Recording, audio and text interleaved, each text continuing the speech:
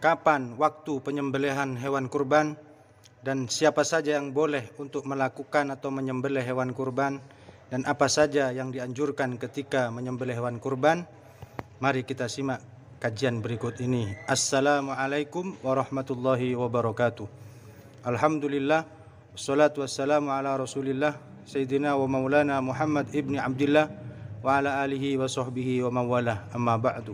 Waktu diperbolehkannya untuk menyembelih hewan kurban itu yang pertama adalah tulu'us syamsi, itu terbitnya matahari.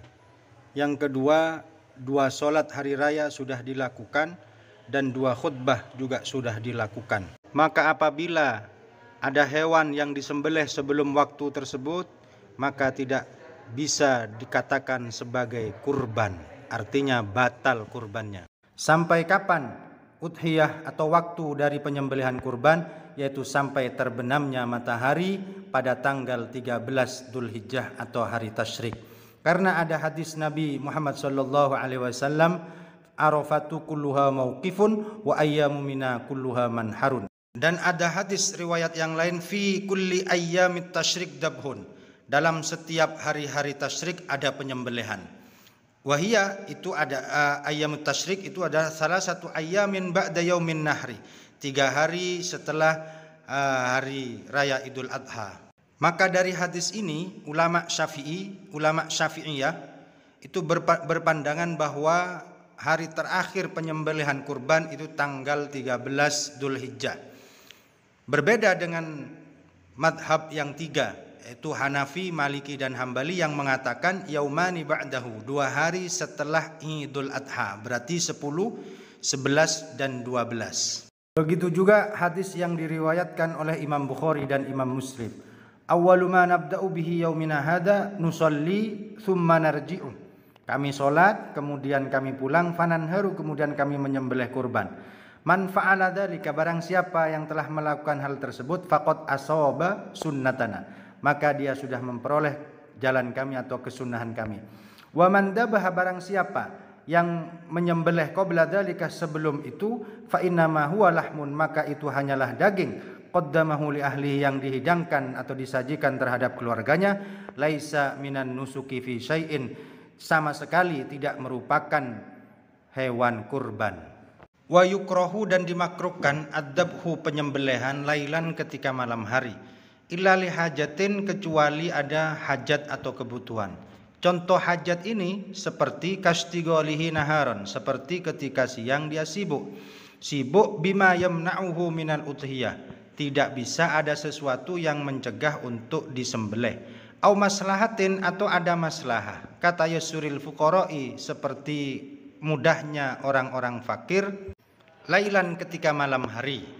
Au suhulati hudurihim, atau mudahnya kehadiran para fuqara ketika malam hari, maka hal ini diperbolehkan. Kemudian kesunahan ketika menyembelih di sini disebutkan ada 5. Yang pertama, at-tasmiyatu, membaca basmalah. Paling pendeknya bismillah, paling sempurnanya bismillahirrahmanirrahim. Walaupun misalnya tidak membaca basmalah, maka yang disembelih itu tetap halal. Yang kedua, as-salatu ala nabi sallallahu alaihi wasallam, membaca sholawat terhadap Rasulullah sallallahu alaihi wasallam. Yang ketiga, istiqbalul kiblati, menghadap kiblat. Orang yang menyembelih atau hewan yang disembelih sama-sama disunnahkan untuk menghadap kiblat. Warabi'u, yang keempat, at-takbiru, membaca takbir salasan 3 kali. Qabla tasmiyati, sebelum membaca basmalah, wa au ba'daha, atau setelah membaca basmalah.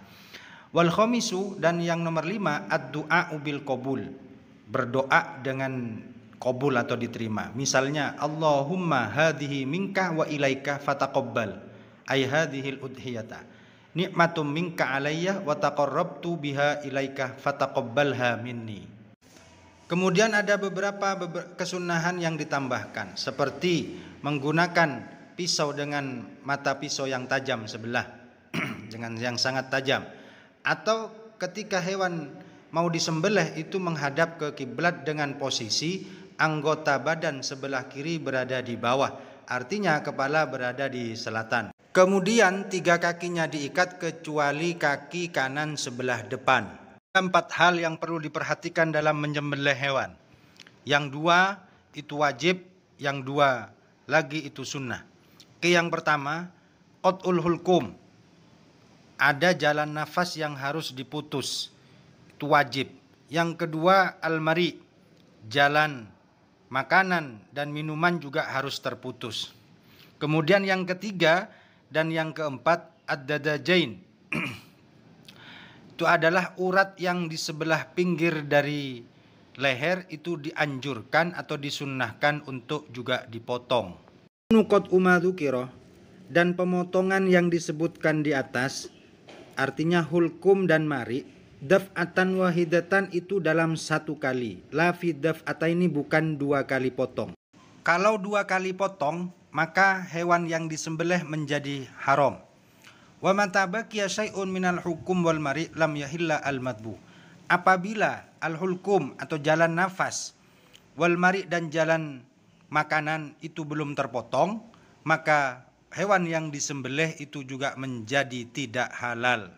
Wa tahillu zakatu kulli muslimin, dan halal penyembelihannya setiap orang muslim, baligin yang baligh, au mumayyizin atau mumayyiz, yutiku ad-dabha, yang mampu untuk menyembelih.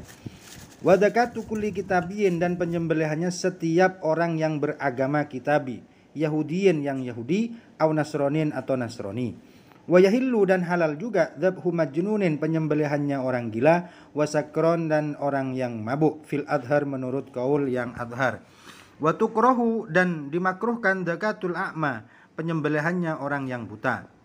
Wala tahillu, dan tidak halal, dzabihatu majusiyin, penyembelihannya orang-orang majusi, wala wasaniyin, dan orang-orang wasani, wala nahuhuma, dan seperti majusi dan wasani, mimman, dari orang la kitaba, yang tidak punya kitab, lahu, terhadap agamanya man. Majusi itu adalah penyembah api, wasani itu adalah penyembah berhala.